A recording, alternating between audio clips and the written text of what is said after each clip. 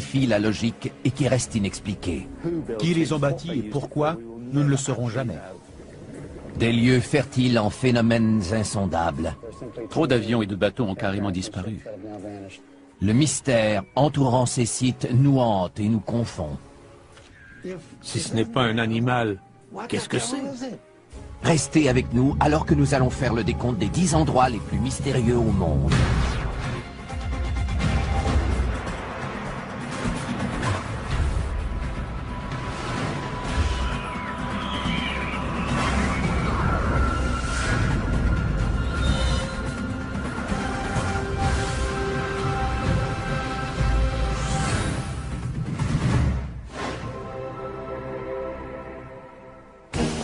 Ce sont des énigmes, des endroits mystérieux que ni le temps ni la science n'ont réussi à expliquer. Les légendes qui entourent ces endroits ont donné naissance à de bonnes histoires à raconter et nous mettent au défi de trouver une explication rationnelle. Des scientifiques et des passionnés consacrent leur vie à tenter de trouver une explication à ces phénomènes. En 10e position de notre décompte, les anciennes cavernes qui ont le pouvoir mystérieux de rendre insensibles à la douleur tous ceux qui ont la foi. Ils admirent ceux qui se piquent avec des aiguilles et qui ne saignent pas.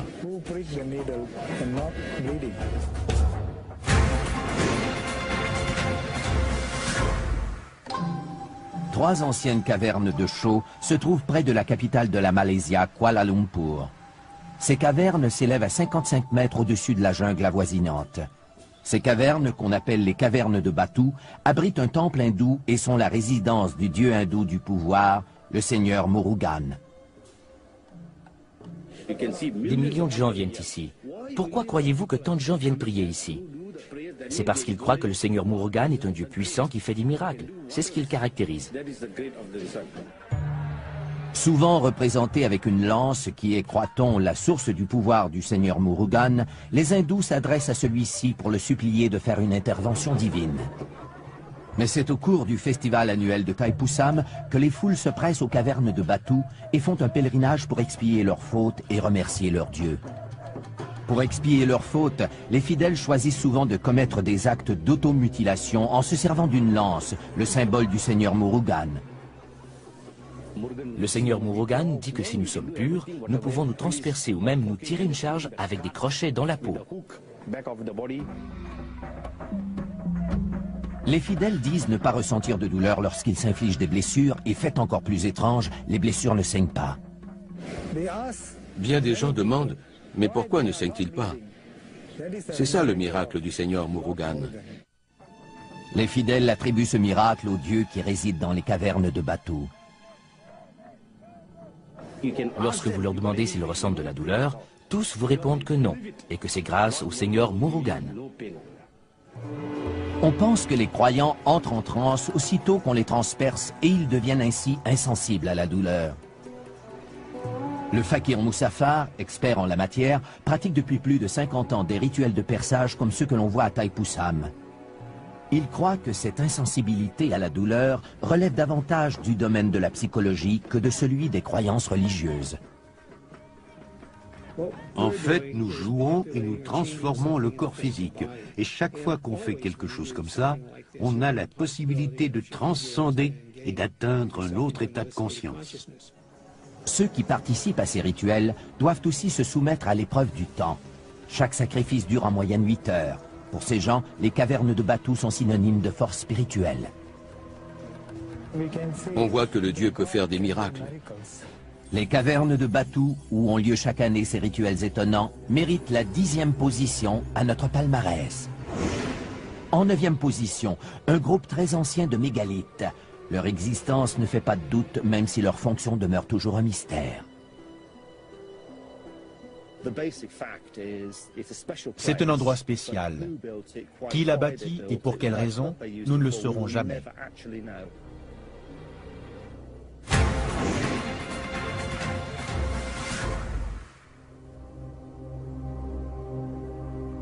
Une énigme très ancienne dont nous n'avons pas la clé. L'étrange groupe de piliers préhistoriques que l'on connaît sous le nom de Stonehenge se dresse, silencieux, dans la campagne anglaise depuis 3500 ans. On a dit qu'il provenait de l'espace, que c'était un calendrier solaire ou mathématique construit par les Égyptiens. Ce que l'on sait, c'est que ce projet gigantesque a débuté il y a plus de 5000 ans et qu'on en a mis 1500 à le compléter. Des générations s'y sont succédées et ont érigé ces pierres qui pèsent jusqu'à 35 tonnes. Les pierres ont été transportées par l'homme.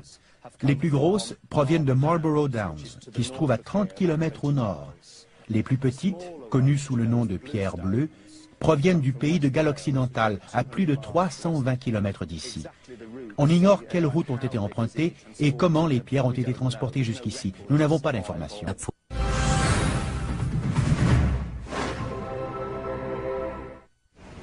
Au 8e rang, une base militaire américaine entourée de secrets même si son existence ne fait aucun doute. Avez-vous une idée du nombre de gardiens de sécurité là-bas? Pourquoi?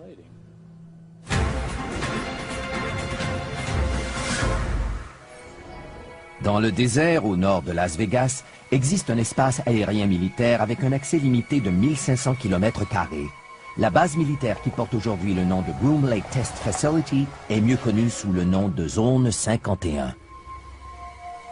Tapi au fond de ces collines inhospitalières, l'endroit est si secret que les intrus sont avertis qu'ils risquent la mort s'ils pénètrent dans ces lieux. Malgré des mesures et des dispositifs de sécurité imposants, le gouvernement américain nie l'existence de ce lieu depuis 50 ans.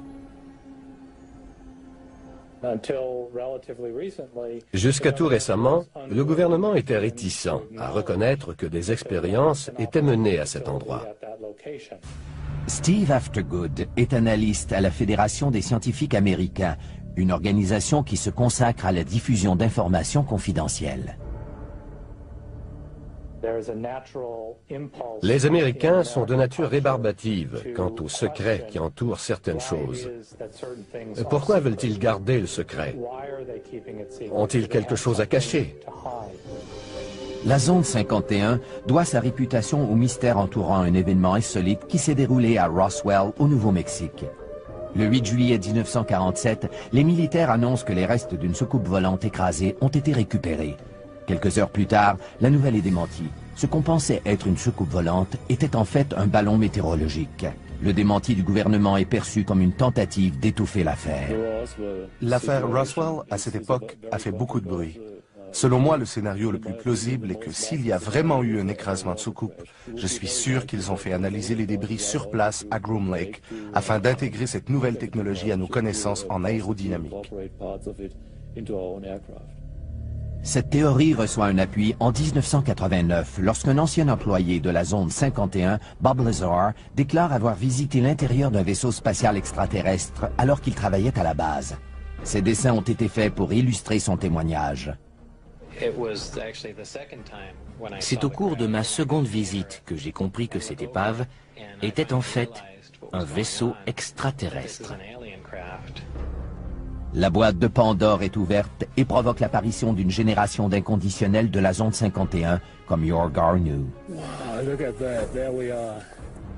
Il y a là-bas une base dont le gouvernement s'entête à nier l'existence. Et en réalité, on n'en sait absolument rien. Malgré que la base soit entourée par plus de 35 000 hectares de terre appartenant à l'armée, les montagnes des alentours offrent une vue imprenable sur la base secrète.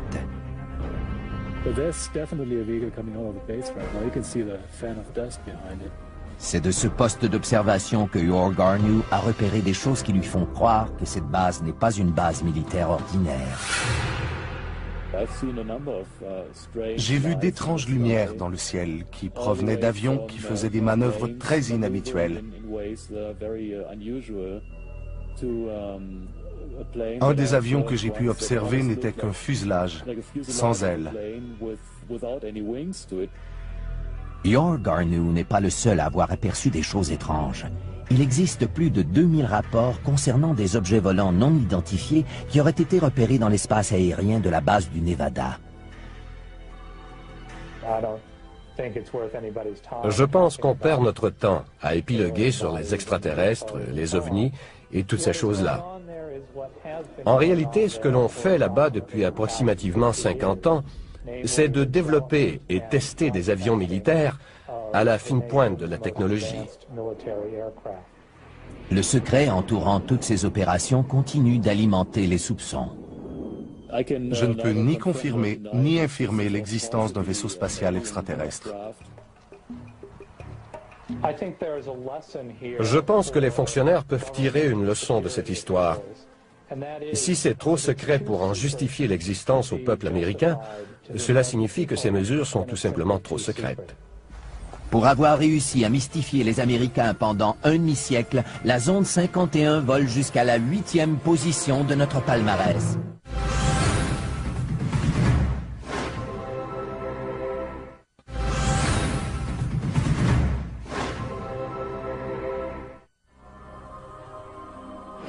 C'est surnaturel, cela dépasse l'entendement.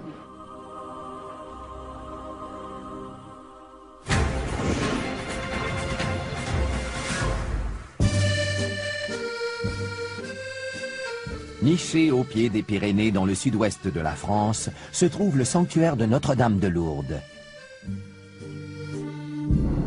Tous les ans, plus de 6 millions de malades et d'infirmes y font un pèlerinage en espérant un miracle.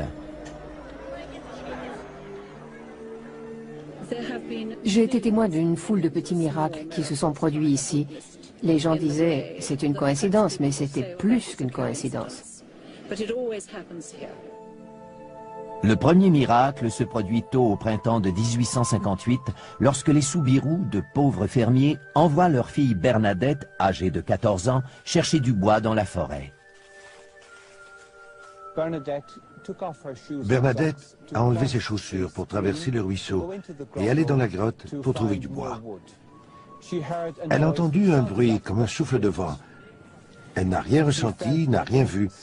Mais lorsqu'elle a relevé la tête, elle a vu la Vierge Marie dans une crevasse. Bernadette rapporte qu'au cours des 5 mois suivants, la mystérieuse dame de la grotte lui apparaît 17 fois. La dame demande à Bernadette de dire au prêtre de faire de ce lieu un lieu de recueillement et d'y construire une chapelle. Le curé de la paroisse, pas très enthousiaste, lui dit que si cette dame voulait une église, elle devait d'abord se faire connaître. Bernadette retourne donc à la grotte et lorsque la dame lui apparaît, elle lui demande « Quel est votre nom ?» et elle lui répond « Je suis l'Immaculée Conception ». Le curé enquête sur les apparitions et 4 ans plus tard, il consent à ce qu'une chapelle soit construite sur les lieux. Cette chapelle sera nommée le sanctuaire de Notre-Dame de Lourdes.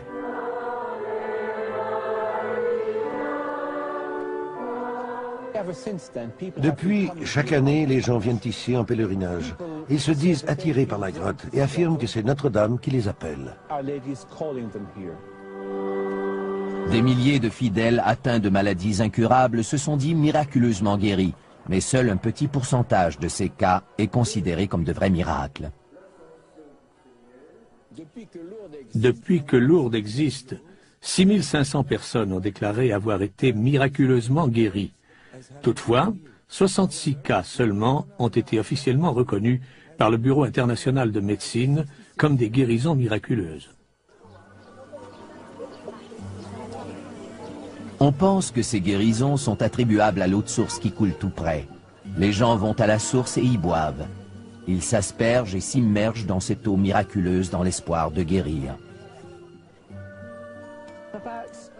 Il y a environ 8 ans, on a découvert que je souffrais d'arthrite rhumatismale. Il y a 3 ans, j'étais pratiquement invalide et on a dû opérer mes 2 genoux. Ce serait très agréable pour moi si la Vierge Marie entendait ma prière et faisait en sorte que je sois guérie.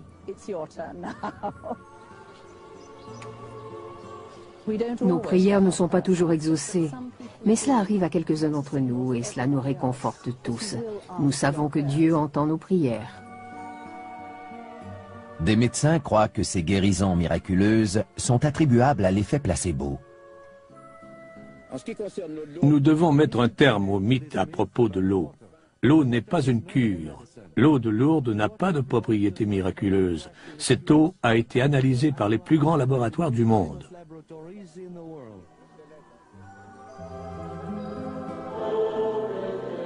C'est peut-être vrai au point de vue scientifique, mais la foi des fidèles n'est pas remise en question pour autant.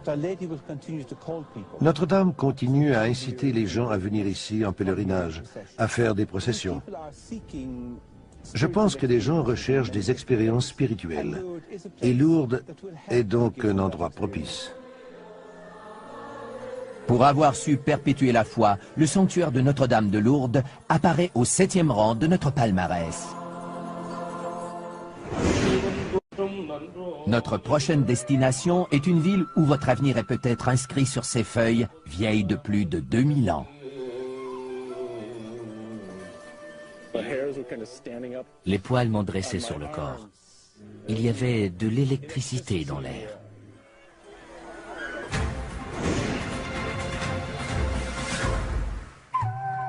Il y a environ 2000 ans, à l'époque du Christ, 7 sages indiens appelés les Saptirashi ont écrit sur des feuilles de palmier les grandes lignes de la vie de toutes les personnes qui vivent sur la Terre. 1200 ans plus tard, les feuilles sont découvertes dans un temple de la ville de Vaishti-Varankoil, l'épicentre de l'astrologie situé dans le sud de l'Inde. C'est ici que vivent les liseurs de Nadi, des astrologues qui depuis 600 ans utilisent les anciens écrits sanscrits pour prédire l'avenir et connaître le passé. Vous ne pouvez lire les feuilles qu'ici. Ce n'est pas pareil si vous apportez les feuilles ailleurs pour les lire.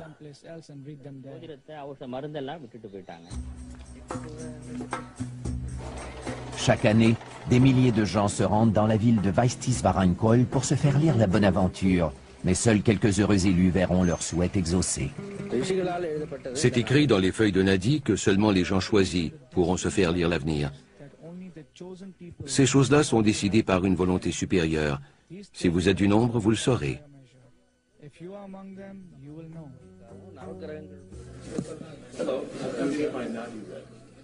Robert Bruce est un écrivain et un musicien américain qui s'est rendu dans le sud de l'Inde pour savoir s'il faisait partie des élus. Se servant de l'empreinte du pouce de Bruce, les liseurs de Nadi consultent des millions de feuilles à la recherche de celle qui a été écrite pour lui il y a 2000 ans. Je viens ici avec un esprit ouvert. Si j'apprends quelque chose sur ma personne ou sur le monde qui m'entoure, je serai très heureux.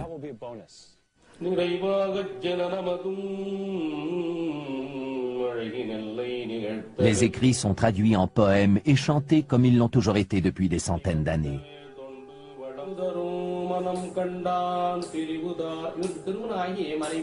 You got married but divorced your wife. Yeah. You got married and divorced. You are a music director by profession. That's right. Yeah. Phillips is your father name. Yes. Felix, yeah, that's Phillips correct. That's correct. That's correct. Evelyn. You talking about my mother? Yeah. You got it. That's the Nadi man. That's it. You got it. Your age is 47. 47 running. 47. That's me. You are going to establish an educational institution related to music and use music as an instrument to heal the people by composing the new musical notes. And your face, just your face will become familiar to all almost. La lecture dure 1 heure. Ça a été une expérience extraordinaire. Ils m'ont dit le nom des membres de ma famille, m'ont parlé de mes intérêts qui tournent autour de l'argent. Ce qui m'a le plus renversé, ce sont leurs prédictions d'avenir. Apprendre que ces rêves se réaliseront est une chose terrifiante. Les feuilles parlent aussi de leur propre avenir. Les liseurs de Nadi ont lu dans les feuilles de palmier que d'ici 100 ans, toutes les feuilles vont devenir noires et ne pourront plus jamais être lues. En attendant ce jour fatidique, la ville de Vaishti-Varankoil demeure un endroit où des forces mystérieuses sont à l'œuvre. Je pense que l'on doit accepter l'expérience pour ce qu'elle est, sans la faire passer à travers nos filtres rationnels. Pour avoir dévoilé le scénario secret de la vie des gens, la ville indienne de Vaishti-Varankoil se hisse à la 6e position de notre palmarès.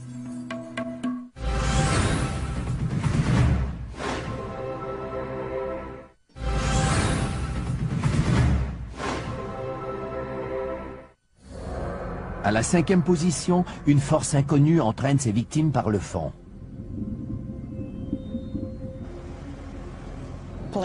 Des avions ont disparu sans laisser de traces dans cette région. Personne ne sait pourquoi.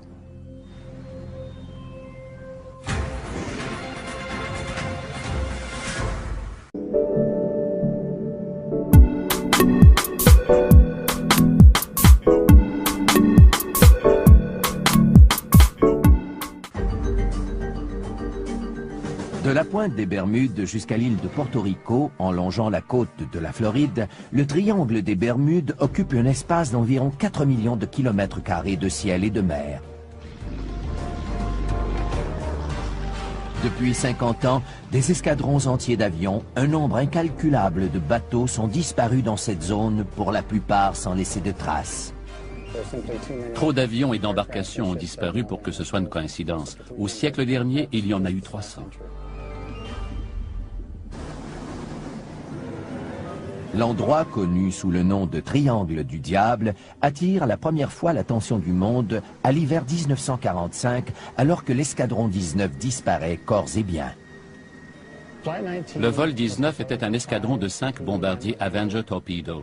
Ils se sont complètement perdus après que le commandant d'escadre ait signalé que la boussole fonctionnait mal. On ne les a plus jamais revus. Un avion de sauvetage a été dépêché sur les lieux et il a lui-même disparu avec ses 13 membres d'équipage.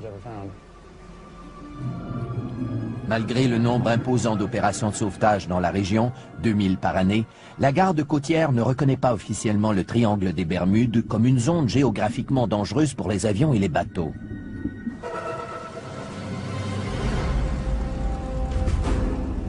Pour le pilote José Maldonado Torres, le triangle des Bermudes sera à la hauteur de sa triste réputation.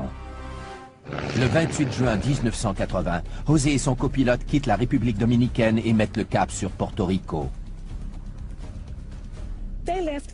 Ils ont quitté la République dominicaine à 18h10 et tout allait bien jusqu'à ce qu'on reçoive un appel de détresse à 20h03.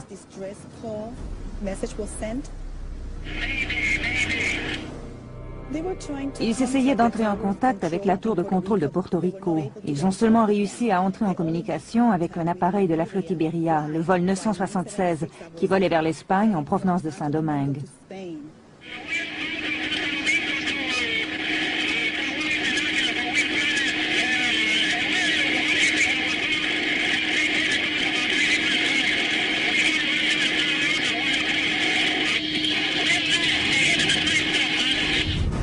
Ce sont les derniers mots du pilote. Quelques minutes plus tard, l'avion disparaît sans laisser de traces. Malgré les recherches actives de la garde côtière et de la famille Torres, aucun corps ni débris d'avion ne sera jamais retrouvé. Le pilote Torres a eu le mérite de nous apprendre quelque chose sur ce qui a causé la disparition de son appareil. Le pilote nous indique qu'un objet semblait traquer son avion. Au fil des années, plusieurs hypothèses ont été émises. Les disparitions seraient dues à des ovnis, à des explosions de méthane dégagées par le plancher océanique, explosions qui peuvent déplacer assez d'eau pour couler un bateau, ou encore à des courants marins bizarres. Aucune théorie ne peut expliquer de façon satisfaisante le phénomène du triangle des Bermudes.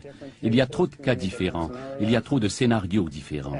On ne peut pas trouver une réponse unique pour tous ces cas. Pour son appétit insatiable d'avions, de bateaux et d'embarcations de toutes sortes, le triangle des Bermudes accède au numéro 5 de notre palmarès. Notre prochaine destination, un réseau de tunnels remplis d'ossements humains qui, mis bout à bout, font 300 km. Les gens ont une curiosité morbide.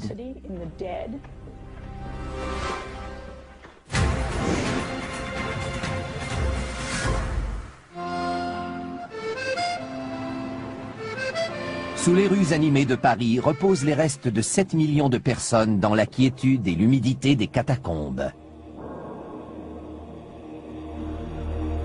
Une sépulture connue sous le nom de l'Empire de la Mort. Les catacombes sont un endroit sombre et souterrain où l'on retrouve les ossements de gens pauvres et anonymes. Les personnes ensevelies dans les catacombes étaient de petites gens sans grande identité ou importance sociale. Pendant 10 siècles, le cimetière parisien des Innocents abrite les dépouilles mortelles des 20 paroisses de Paris. Au XVIIIe siècle, le cimetière est devenu tellement encombré qu'une dénivellation de 2,5 mètres existe entre le terrain du cimetière et la rue. Pour des raisons sanitaires évidentes, on a dû procéder à un grand nettoyage de ce charnier qui bordait les halles de Paris. Un labyrinthe d'anciennes carrières de chaux existe sous la ville et au printemps de 1786, la ronde macabre des squelettes commence. Au début, ils se contentaient de jeter les ossements pêle-mêle dans ces énormes tunnels. Puis, au XIXe siècle, ils décident d'y aller avec plus de méthode. On ignore donc combien de squelettes ont été ainsi déplacés, et si de nouveaux ossements ou de nouveaux cadavres ont été ensevelis dans les catacombes. Dès le début, les gens montrent de l'engouement pour cette fosse commune. Les visites des catacombes ont commencé presque immédiatement après le transfert des ossements au début du XIXe siècle. Les gens ont une fascination morbide pour la mort. Ils aiment entrer dans les lieux sombres et souterrains, surtout parce qu'ils savent qu'ils pourront en ressortir. Aujourd'hui, la ville de Paris permet aux intéressés de visiter les premiers kilomètres de tunnels qui forment les catacombes. Le reste, près de 290 kilomètres, demeure inexploré et interdit. Pour sa part, le Parisien Ulrich Le Flour ne s'intéresse qu'à la portion interdite des catacombes. Depuis 16 ans, il s'affaire à explorer illégalement la portion défendue des catacombes et à faire des relevés cartographiques des lieux.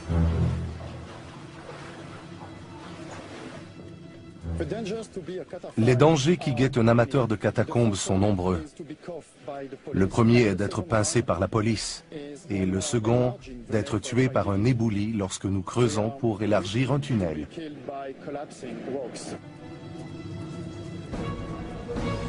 Mais jusqu'ici, l'attrait de l'inconnu se révèle plus fort que les risques encourus. Des amateurs de plus en plus nombreux, évalués à plus de 1000, estiment que leur devoir est d'explorer et de protéger les catacombes pour les générations futures. C'est notre but. En faisant ce que nous faisons, nous cherchons à nous assurer que ces lieux seront davantage protégés qu'ils ne le sont aujourd'hui. Dans les catacombes, il existe des endroits qui restent inexplorés, qui sont en dehors du circuit touristique. L'histoire nous a toujours confrontés à des mystères inhabituels et non résolus. Si des gens passent plus de temps dans les catacombes, ils peuvent trouver de nouvelles façons de réfléchir sur la relation des vivants avec la mort, au XIXe siècle et même de nos jours.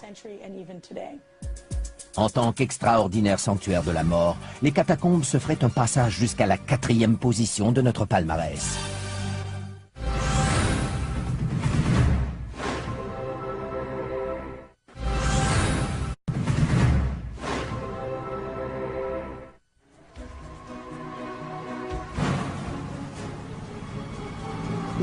Si ce n'est pas un animal, qu'est-ce que c'est?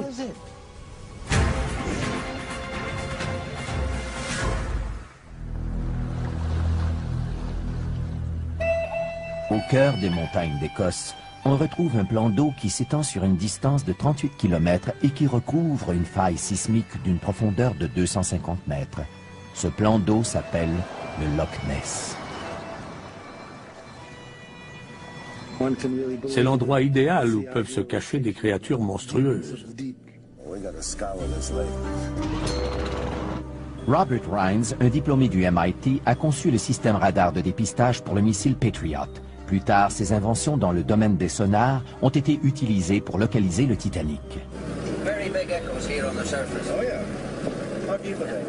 Sa véritable passion en est une que la plupart des scientifiques considèrent comme farfelue, la chasse aux monstres du Loch Ness.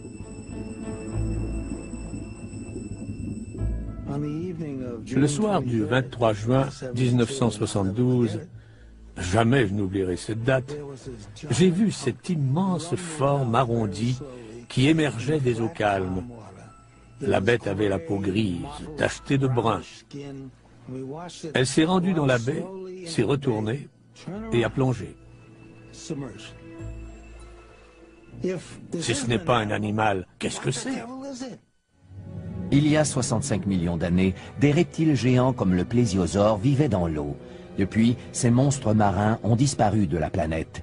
Mais est-ce bien sûr? Il y a 17 000 ans, le Loch Ness était un immense cube de glace. Si les plésiosaures y habitent aujourd'hui, ils auraient dû contourner les icebergs pour y accéder. Et toutes les recherches scientifiques n'ont rien trouvé. Pas une seule carcasse, ni poils, ni os, rien. Quant aux photos, aucune ne fait l'unanimité.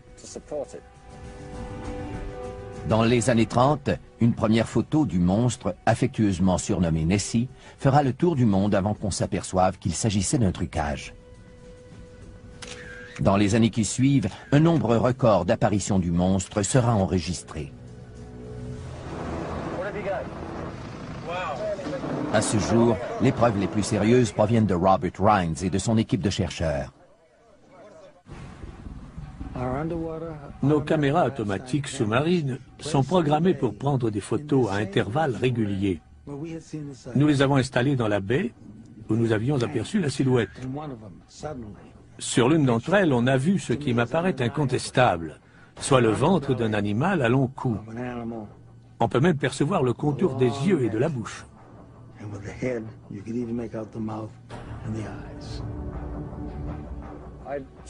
Je dirais que le grand coupable dans toute cette affaire, c'est l'eau trouble du Loch Ness. N'importe quelle photo prise dans ce lac sera controversée, parce que les photos sont rarement claires.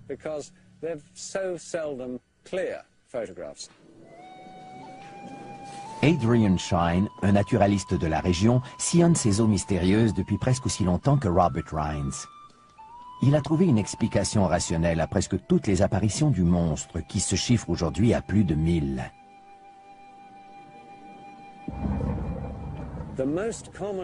La cause la plus courante de ces supposées apparitions du monstre, ce sont les vagues créées par les embarcations. À la surface du Loch Ness, on voit apparaître de grosses bosses que certaines personnes, beaucoup de gens en fait, confondent avec le dos du monstre.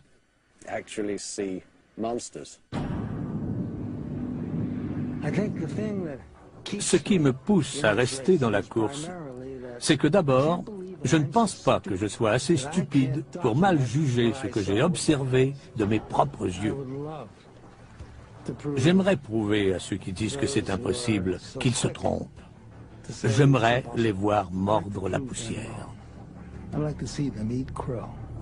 En tant que centre de la plus célèbre chasse aux monstres marins du monde, le Loch Ness émerge à la 3e position de notre palmarès.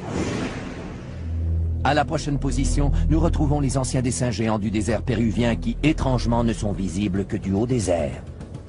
Nous ne saurons jamais pourquoi ils ont été dessinés, parce que les anciens qui savaient ne sont plus là pour nous le dire.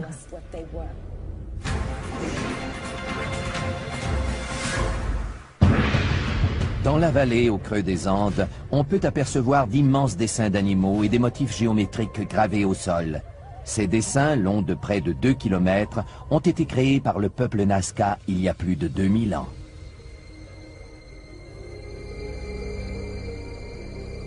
Ces dessins, qui ne sont perceptibles qu'à haute altitude, ont été découverts durant les années 20, lorsque les premiers avions commerciaux ont commencé à survoler le désert péruvien.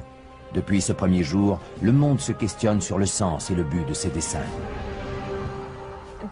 Il existe une foule de théories concernant les lignes de Nazca qui vont des plus sensées aux plus farfelues. Certains croient qu'elles auraient été faites par des extraterrestres. Ce sont les mêmes qui disent qu'elles pointent vers les étoiles, que les lignes de Nazca, ces géoglyphes géants, sont le plus grand livre d'astronomie du monde.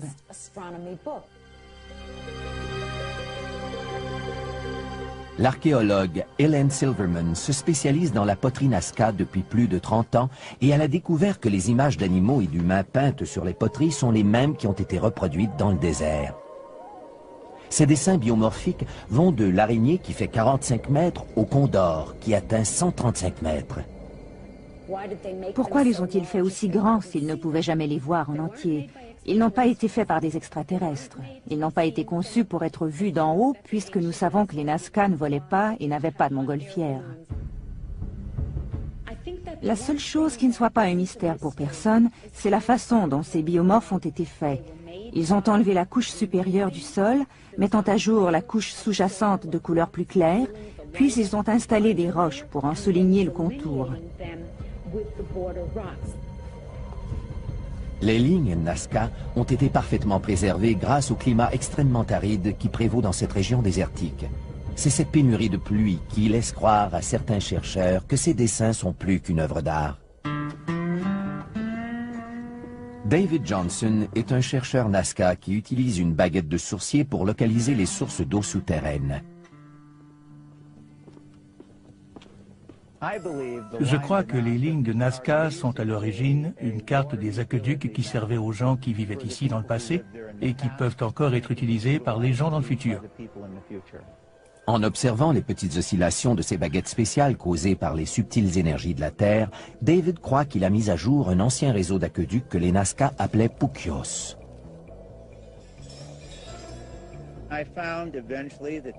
J'ai constaté que les trapézoïdes sont localisés exactement au-dessus de l'endroit où l'eau se concentre dans la couche aquifère.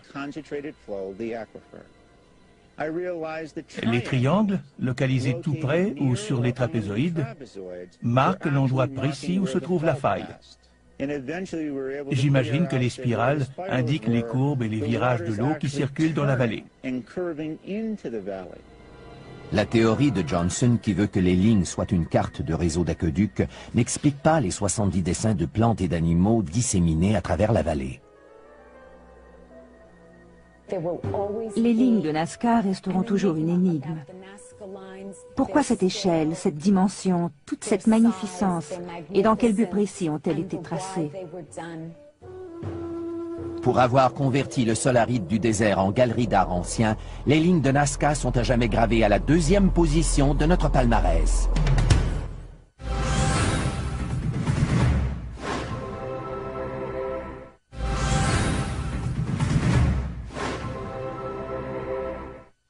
Des perçages indolores de la Malaysia aux intrigants piliers de Stonehenge, à la confidentialité de la zone 51 jusqu'aux sources miraculeuses de France. Nous avons vu les feuilles qui révèlent le futur, avons visité le lieu de perdition des voyageurs ainsi qu'un cimetière souterrain. Nous avons vu aussi une supposée réserve préhistorique et des dessins géants dans le désert. Nous avons gardé pour la fin le site le plus mystérieux d'entre tous. L'endroit le plus mystérieux au monde est le berceau de toutes les civilisations. C'est la raison pour laquelle tant de gens ont consacré leur vie à sa recherche. Nos découvertes peuvent changer la façon d'écrire l'histoire.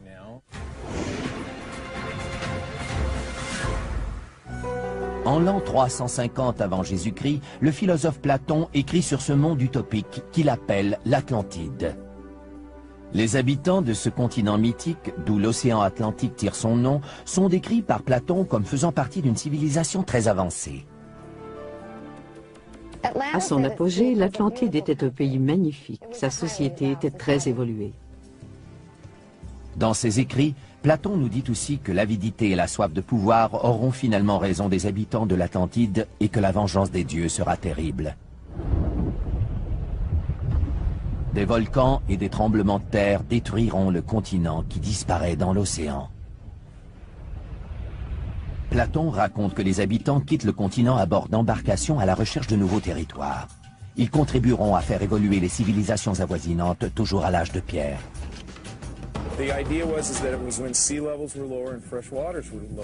Le célèbre archéologue marin Michael Fort accompagne ses étudiants dans le golfe du Mexique à la recherche d'artefacts pouvant confirmer la migration des habitants de l'Atlantide.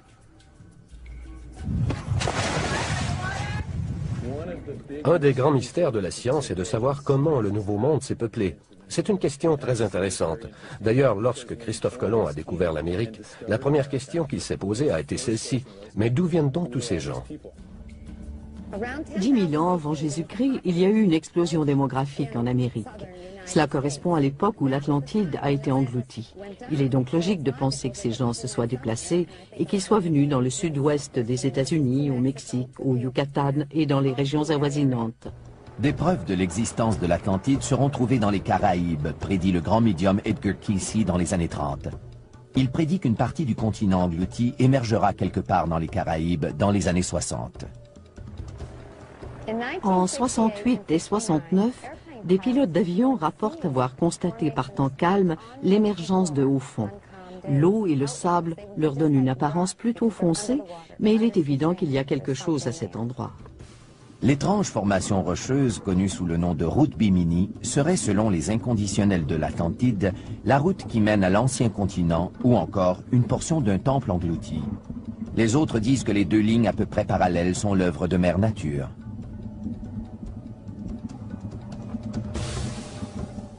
Ce sont des roches carrées qui ressemblent à des pierres taillées. Quelques-unes sont assez volumineuses et ont la forme d'un J. Pour ma part, je dirais qu'elles semblent avoir été taillées par l'homme avant que cette région ne soit engloutie il y a 10 000 ans. À 1500 km de Bimini, dans le golfe du Mexique, d'autres preuves sont peut-être en train d'être remontées à la surface. Michael Fott et ses étudiants ont découvert plus de 2500 artefacts qui, croient-ils, appartiennent à des embarcations de colonisateurs qui se sont implantés en Amérique du Nord en provenance d'endroits comme les Caraïbes.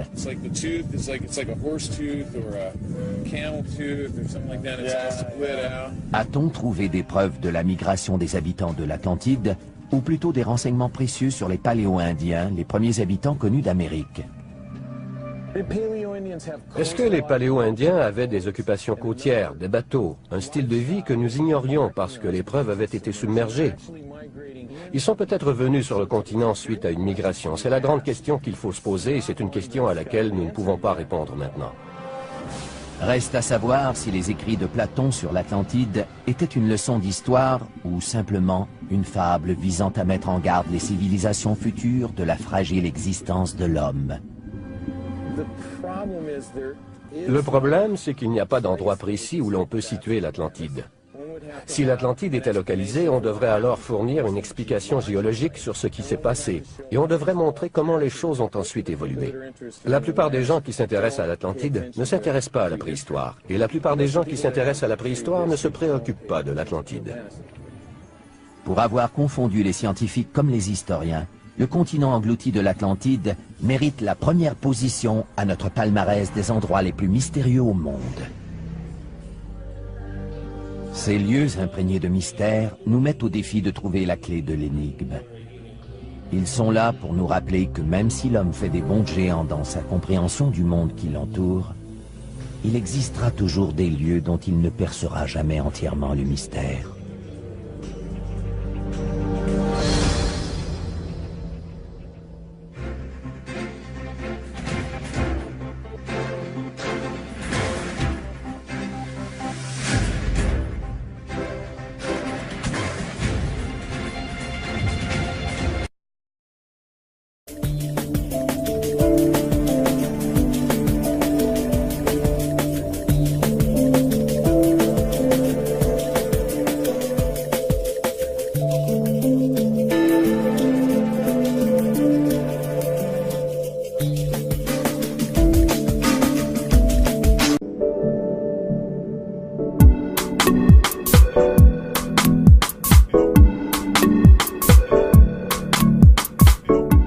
Sillonne ces eaux mystérieuses depuis presque aussi longtemps que Robert Rhines. Il a trouvé une explication rationnelle à presque toutes les apparitions du monstre, qui se chiffrent aujourd'hui à plus de 1000.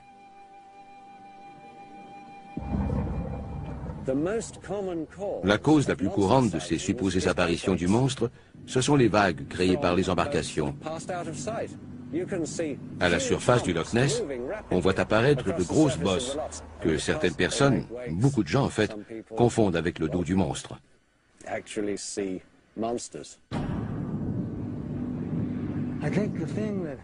Ce qui me pousse à rester dans la course, c'est que d'abord, je ne pense pas que je sois assez stupide pour mal juger ce que j'ai observé de mes propres yeux. J'aimerais prouver à ceux qui disent que c'est impossible qu'ils se trompent. J'aimerais les voir mordre la poussière. En tant que centre de la plus célèbre chasse aux monstres marins du monde, le Loch Ness émerge à la 3e position de notre palmarès. À la prochaine position, nous retrouvons les anciens dessins géants du désert péruvien qui, étrangement, ne sont visibles que du haut des airs. Nous ne saurons jamais pourquoi ils ont été dessinés, parce que les anciens qui savaient ne sont plus là pour nous le dire.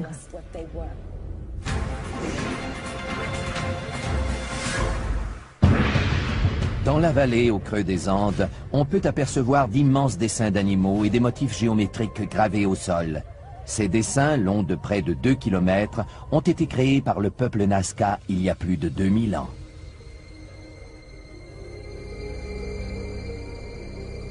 Ces dessins, qui ne sont perceptibles qu'à haute altitude, ont été découverts durant les années 20, lorsque les premiers avions commerciaux ont commencé à survoler le désert péruvien. Depuis ce premier jour, le monde se questionne sur le sens et le but de ces dessins. Il existe une foule de théories concernant les lignes de Nazca qui vont des plus sensées aux plus farfelues. Certains croient qu'elles auraient été faites par des extraterrestres. Ce sont les mêmes qui disent qu'elles pointent vers les étoiles, que les lignes de Nazca, ces géoglyphes géants, sont le plus grand livre d'astronomie du monde.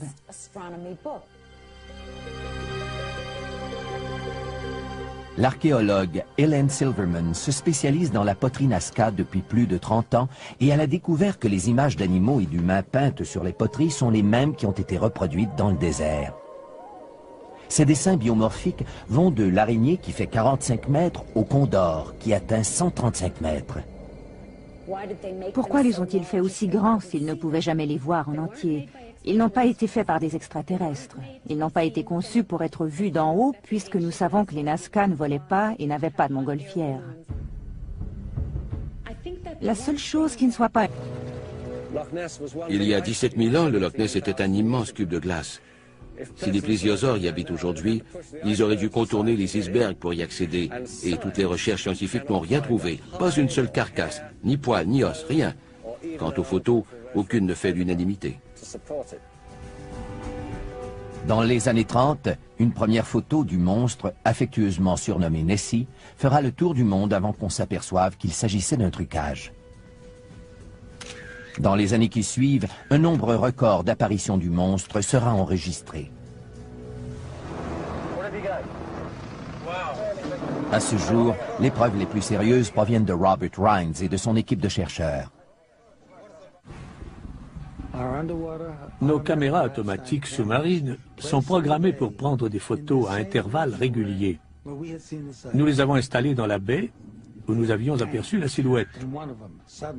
Sur l'une d'entre elles, on a vu ce qui m'apparaît incontestable, soit le ventre d'un animal à long cou. On peut même percevoir le contour des yeux et de la bouche.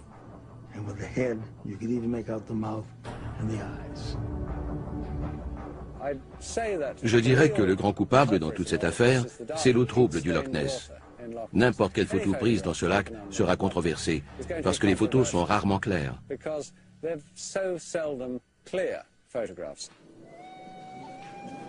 Adrian Shine, un naturaliste de la région, sillonne ces eaux mystérieuses depuis presque aussi longtemps que Robert Rines. Il a trouvé une explication rationnelle à presque toutes les apparitions du monstre, qui se chiffrent aujourd'hui à plus de 1000.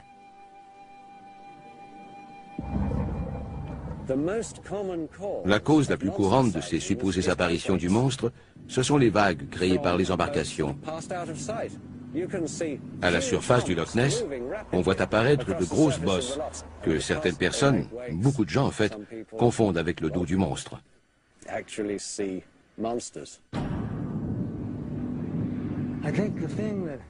Ce qui me pousse à rester dans la course, c'est que d'abord, je ne pense pas que je sois assez stupide pour mal juger ce que j'ai observé de mes propres yeux. J'aimerais prouver à ceux qui disent que c'est impossible qu'ils se trompent. J'aimerais les voir mordre la poussière. En tant que centre de la plus célèbre chasse aux monstres marins du monde, le Loch Ness émerge à la 3e position de notre palmarès.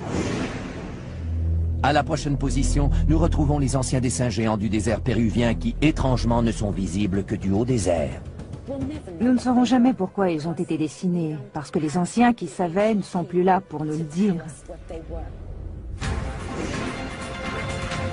De tous, nous savons que Dieu entend nos prières. Des médecins croient que ces guérisons miraculeuses sont attribuables à l'effet placebo. Nous devons mettre un terme au mythe à propos de l'eau. L'eau n'est pas une cure. L'eau de Lourdes n'a pas de propriétés miraculeuses. Cette eau a été analysée par les plus grands laboratoires du monde.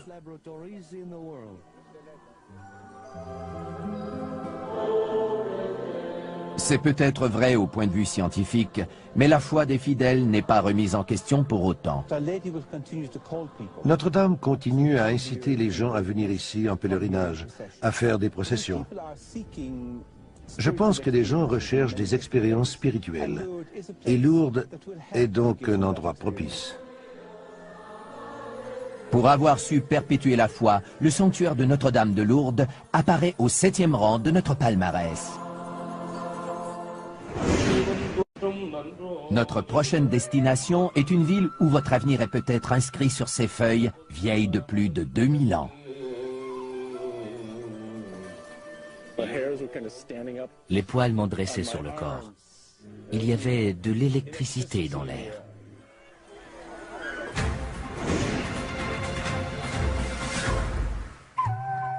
Il y a environ 2000 ans, à l'époque du Christ, 7 sages indiens appelés les Saptirashi ont écrit sur des feuilles de palmier les grandes lignes de la vie de toutes les personnes qui vivent sur la terre. 1200 ans plus tard, les feuilles sont découvertes dans un temple de la ville de Vaishti-Varankoil, l'épicentre de l'astrologie situé dans le sud de l'Inde. C'est ici que vivent les liseurs de Nadi, des astrologues qui depuis 600 ans utilisent les anciens écrits sanscrits pour prédire l'avenir et connaître le passé. Vous ne pouvez lire les feuilles qu'ici. Ce n'est pas pareil si vous apportez les feuilles ailleurs pour les lire.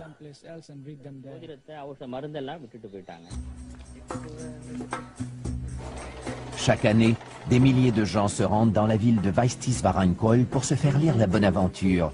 Mais seuls quelques heureux élus verront leur souhait exaucé. C'est écrit dans les feuilles de Nadi que seulement les gens choisis pourront se faire lire l'avenir. Ces choses-là sont décidées par une volonté supérieure. Si vous êtes du nombre, vous le saurez.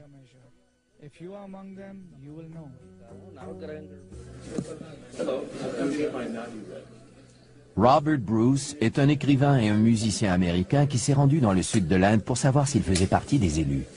Se servant de l'empreinte du pouce de Bruce, les liseurs de Nadi consultent des millions de feuilles à la recherche de celle qui a été écrite pour lui il y a 2000 ans. Je viens ici avec un esprit ouvert. L'endroit connu sous le nom de Triangle du Diable attire la première fois l'attention du monde à l'hiver 1945, alors que l'escadron 19 disparaît corps et biens. Le vol 19 était un escadron de 5 bombardiers Avenger Torpedo. Ils se sont complètement perdus après que le commandant d'escadre ait signalé que la boussole fonctionnait mal. On ne les a plus jamais revus. Un avion de sauvetage a été dépêché sur les lieux et il a lui-même disparu avec ses 13 membres d'équipage. Malgré le nombre imposant d'opérations de sauvetage dans la région, 2000 par année, la garde côtière ne reconnaît pas officiellement le triangle des Bermudes comme une zone géographiquement dangereuse pour les avions et les bateaux.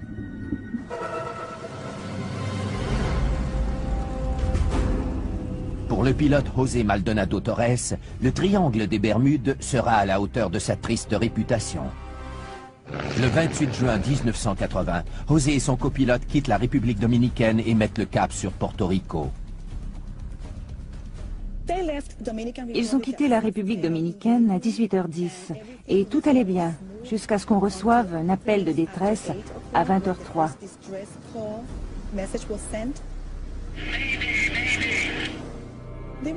Ils essayaient d'entrer en contact avec la tour de contrôle de Porto Rico. Ils ont seulement réussi à entrer en communication avec un appareil de la flotte Iberia, le vol 976, qui volait vers l'Espagne en provenance de Saint-Domingue.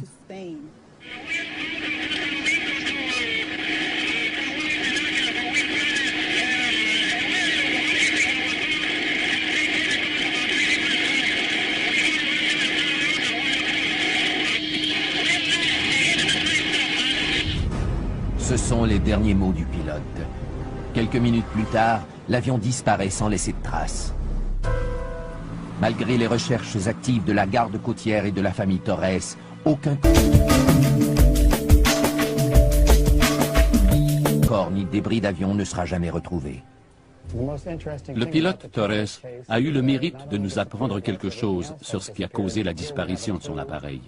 Le pilote nous indique qu'un objet semblait traquer son avion.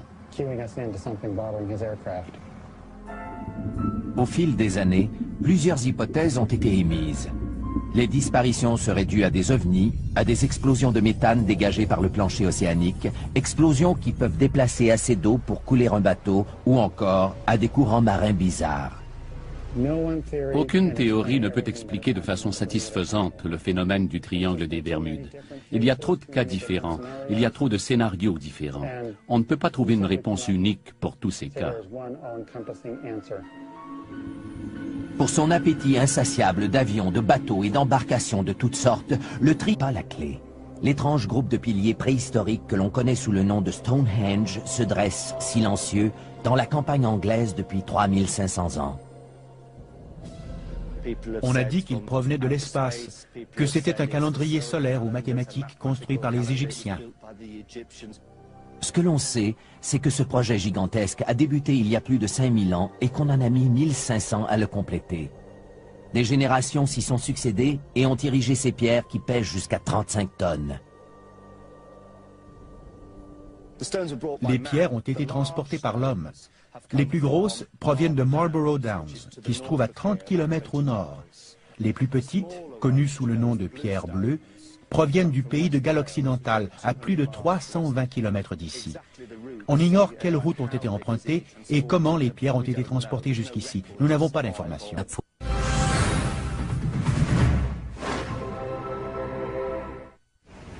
Au 8e rang, une base militaire américaine entourée de secrets même si son existence ne fait aucun doute. Avez-vous une idée du nombre de gardiens de sécurité là-bas? Pourquoi?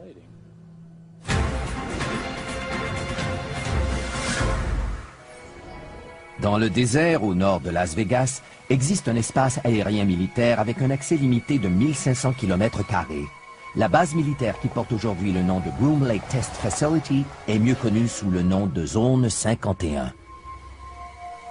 Tapi au fond de ces collines inhospitalières, l'endroit est si secret que les intrus sont avertis qu'ils risquent la mort s'ils pénètrent dans ces lieux. Malgré des mesures et des dispositifs de sécurité imposants, le gouvernement américain nie l'existence de ce lieu depuis 50 ans. Jusqu'à tout récemment, le gouvernement était réticent à reconnaître que des expériences étaient menées à cet endroit. Steve Aftergood est analyste à la Fédération des scientifiques américains, une organisation qui se consacre à la diffusion d'informations confidentielles. Les Américains sont de nature rébarbative quant aux secrets qui entourent certaines choses. Pourquoi veulent-ils garder le secret? Ont-ils quelque chose à cacher? La zone 51 doit sa réputation au mystère entourant un événement insolite qui s'est déroulé à Roswell, au Nouveau-Mexique. Le 8 juillet 1947, les militaires annoncent que les restes d'une soucoupe volante écrasée ont été récupérés. Quelques heures plus tard, la nouvelle est démentie. Ce qu'on pensait être une soucoupe volante était en fait un ballon météorologique. Le démenti du gouvernement est perçu comme une tentative d'étouffer l'affaire.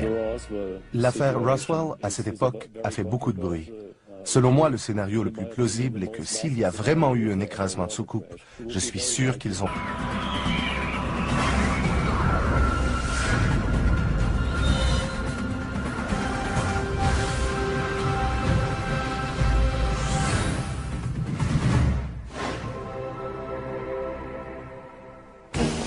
Ce sont des énigmes, des endroits mystérieux que ni le temps ni la science n'ont réussi à expliquer. Les légendes qui entourent ces endroits ont donné naissance à de bonnes histoires à raconter et nous mettent au défi de trouver une explication rationnelle. Des scientifiques et des passionnés consacrent leur vie à tenter de trouver une explication à ces phénomènes. En 10e position de notre décompte, les anciennes cavernes qui ont le pouvoir mystérieux de rendre insensibles à la douleur tous ceux qui ont la foi. Ils admirent ceux qui se piquent avec des aiguilles et qui ne saignent pas.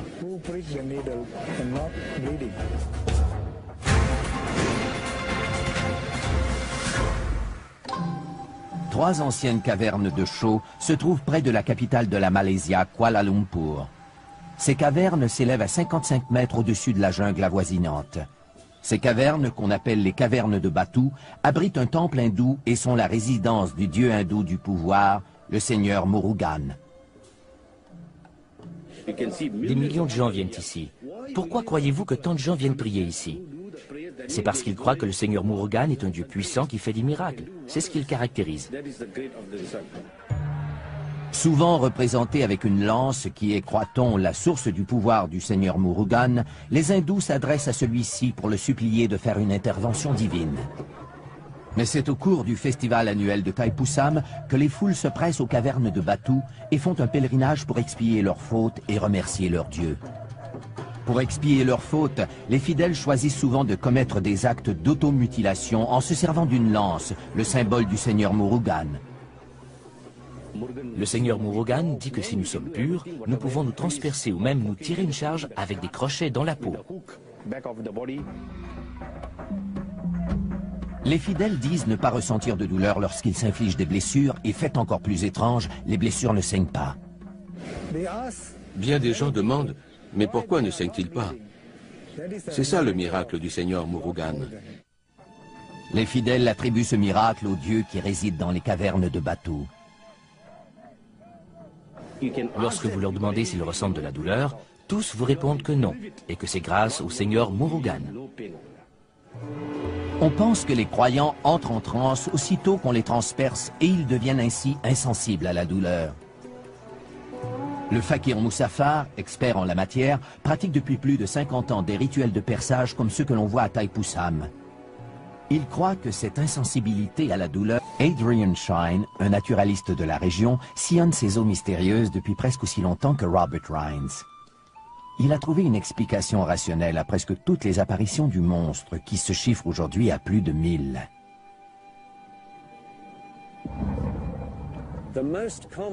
La cause la plus courante de ces supposées apparitions du monstre, ce sont les vagues créées par les embarcations. À la surface du Loch Ness, on voit apparaître de grosses bosses que certaines personnes, beaucoup de gens en fait, confondent avec le dos du monstre.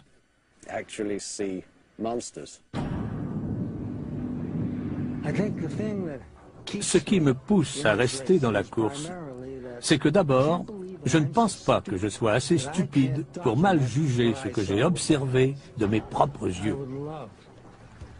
J'aimerais prouver à ceux qui disent que c'est impossible qu'ils se trompent. J'aimerais les voir mordre la poussière. En tant que centre de la plus célèbre chasse aux monstres marins du monde, le Loch Ness émerge à la 3e position de notre palmarès.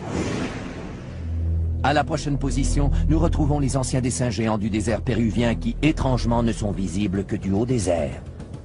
Nous ne saurons jamais pourquoi ils ont été dessinés, parce que les anciens qui savaient ne sont plus là pour nous le dire.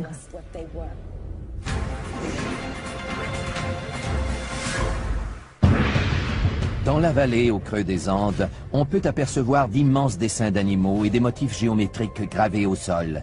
Ces dessins, longs de près de 2 km, ont été créés par le peuple Nazca il y a plus de 2000 ans.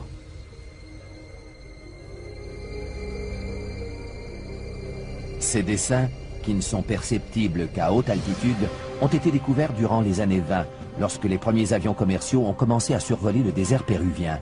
Depuis ce premier jour, le monde se questionne sur le sens et le but de ces dessins. Il existe une foule de théories concernant les lignes de Nazca qui vont des plus sensées aux plus farfelues. Certains croient qu'elles auraient été faites par des extraterrestres. Ce sont les mêmes qui disent qu'elles pointent vers les étoiles, que les lignes de Nazca, ces géoglyphes géants, sont le plus grand livre d'astronomie du monde.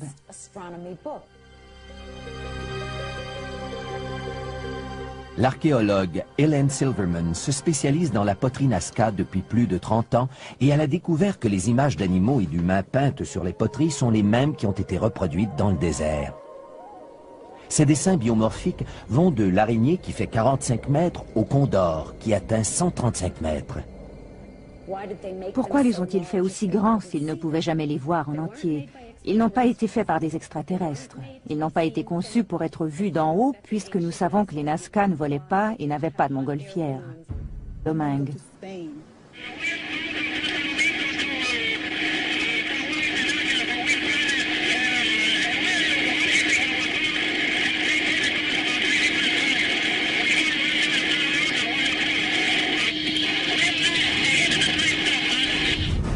Ce sont les derniers mots du pilote.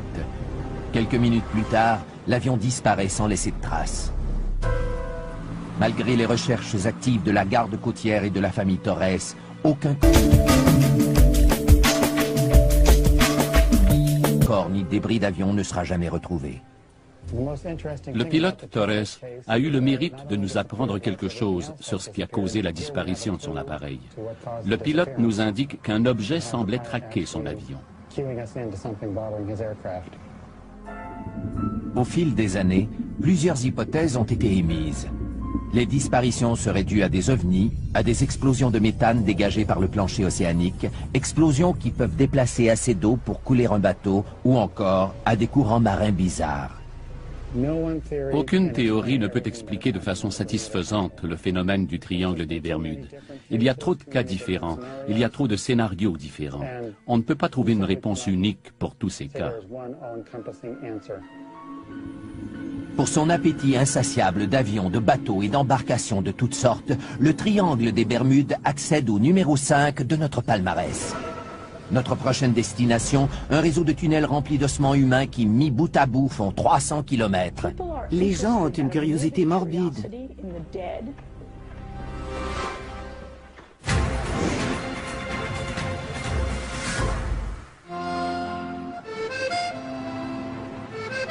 Sous les rues animées de Paris reposent les restes de 7 millions de personnes dans la quiétude et l'humidité des catacombes.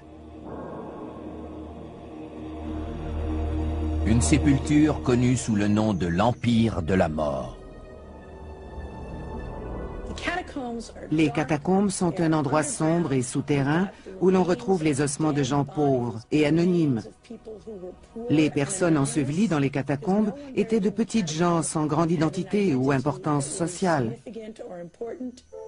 Pendant 10 siècles, le cimetière parisien des Innocents abrite les dépouilles mortelles des 20 paroisses de Paris.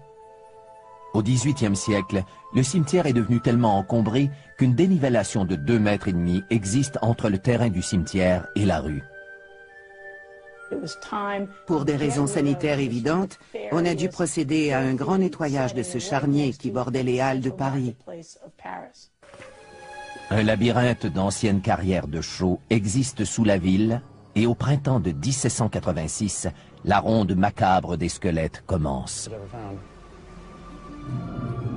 Malgré le nombre imposant d'opérations de sauvetage dans la région, 2000 par année, la garde côtière ne reconnaît pas officiellement le triangle des Bermudes comme une zone géographiquement dangereuse pour les avions et les bateaux.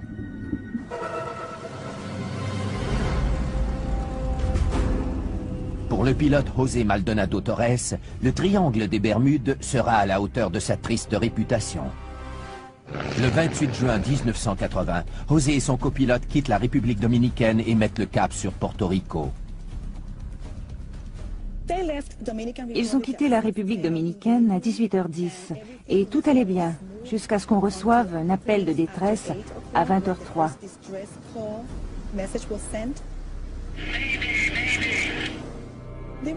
Ils essayaient d'entrer en contact avec la tour de contrôle de Porto Rico. Ils ont seulement réussi à entrer en communication avec un appareil de la flotte Iberia, le vol 976, qui volait vers l'Espagne en provenance de Saint-Domingue.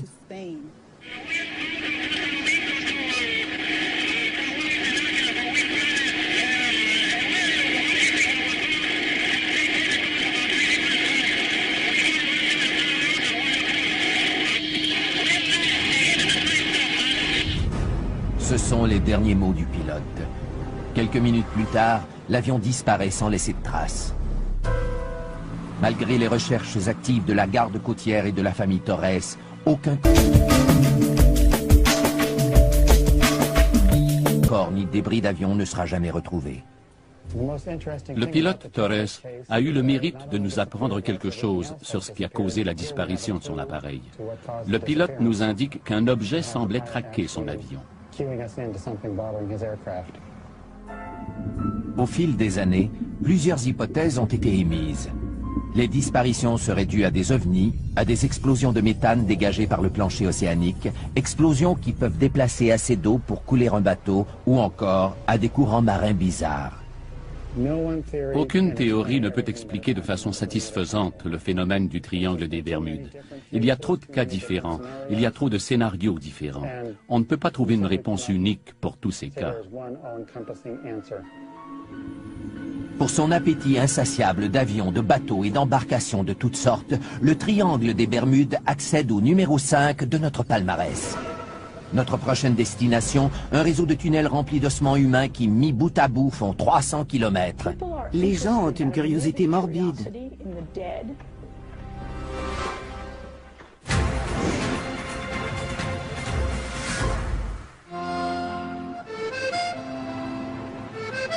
Sous les rues animées de Paris reposent les restes de 7 millions de personnes dans la quiétude et l'humidité des... Je pense que l'on doit accepter l'expérience pour ce qu'elle est, sans la faire passer à travers nos filtres rationnels.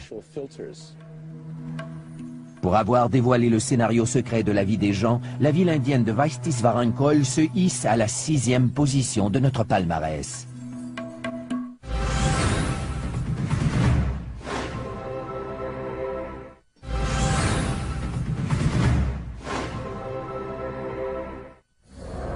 À la 5e position, une force inconnue entraîne ses victimes par le fond.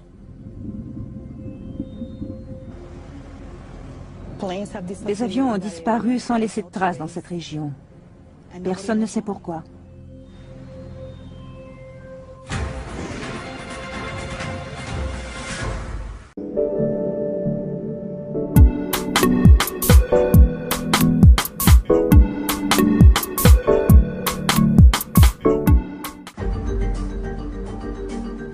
De la pointe des Bermudes jusqu'à l'île de Porto Rico, en longeant la côte de la Floride, le triangle des Bermudes occupe un espace d'environ 4 millions de kilomètres carrés de ciel et de mer. Depuis 50 ans, des escadrons entiers d'avions, un nombre incalculable de bateaux sont disparus dans cette zone, pour la plupart sans laisser de traces. Trop d'avions et d'embarcations ont disparu pour que ce soit une coïncidence. Au siècle dernier, il y en a eu 300. L'endroit, connu sous le nom de Triangle du Diable, attire la première fois l'attention du monde à l'hiver 1945, alors que l'escadron 19 disparaît corps et biens. Le vol 19 était un escadron de 5 bombardiers Avenger Torpedo. Ils se sont complètement perdus après que le commandant d'escadre ait signalé que la boussole fonctionnait mal. On ne les a plus jamais revus. Un avion de sauvetage a été dépêché sur les lieux et il a lui-même disparu avec ses 13 membres d'équipage. Malgré le nombre imposant d'opérations de sauvetage dans la région, 2000 par année, la garde côtière ne reconnaît pas officiellement le triangle des Bermudes comme une zone géographiquement dangereuse pour les avions et les bateaux.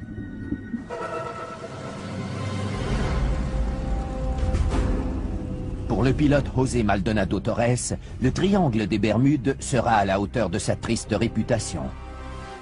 Le 28 juin 1980, José et son copilote quittent la République dominicaine et mettent le cap sur Porto Rico. Ils ont quitté la République dominicaine à 18h10 et tout allait bien jusqu'à ce qu'on reçoive un appel de détresse à 20h03.